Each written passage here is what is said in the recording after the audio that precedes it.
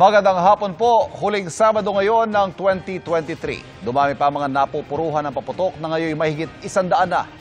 May nadamay lang sa pagputok ng kwitis at may isang naputulan ng kamay. Nag-inspeksyon din ng DOH sa ilang ospital gaya ng East Avenue Medical Center sa Quezon City at nakatutok doon live si JP Soriano. JP. At dahil dyan, Ivan Maris, ay nag-inspeksyon po si Health Secretary Ted Herbosa sa mga emergency room sa ospital dito sa Metro Manila para tiyakin ang kanilang kahandaan.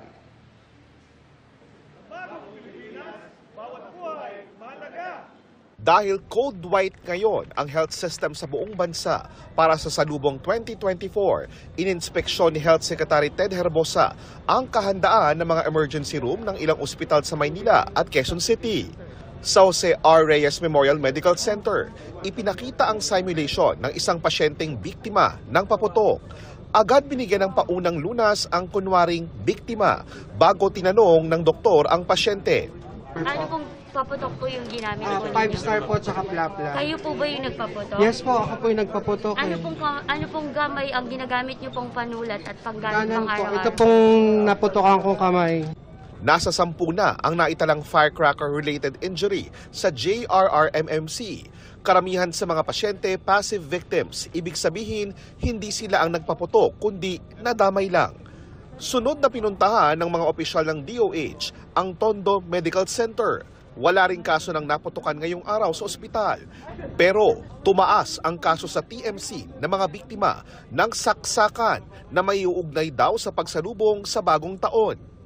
Pag tumataas pala ang inuman, nagdoble from 19% to 33% yung kanilang cases of stab wound and gunshot wound. Sa East Avenue Medical Center sa Quezon City, wala pang naitatalang biktima ng paputok. Handa na rin ang mga doktor ng ospital.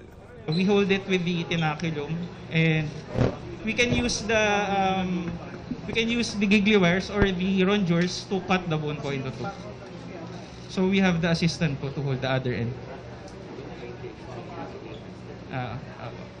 So ito po, if ever po na naputukan yung kamay at kailangan po nating putulin yung part na hindi na po natin masisave, kinakat po natin siya isa.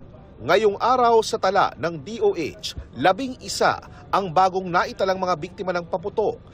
Kasama ang isang lalaking 19 na taong gulang sa Cagayan Valley na kinailangang putulan ng kamay.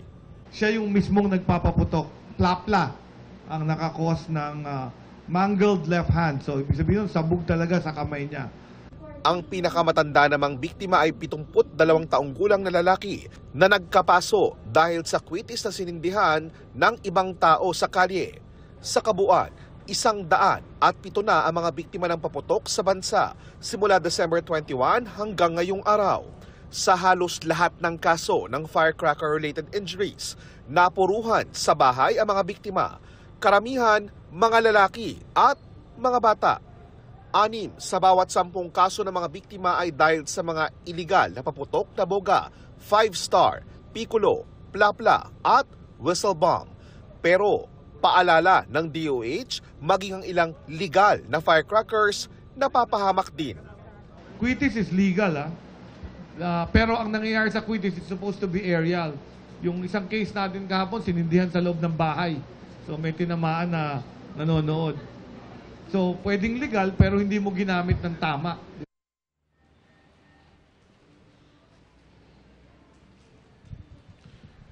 At Maris, muling paalala po ng DOH sa publiko kahit po maliliit na daplis o sugat lang na dulot ng paputok ay huwag pong ipagsawalang bahala.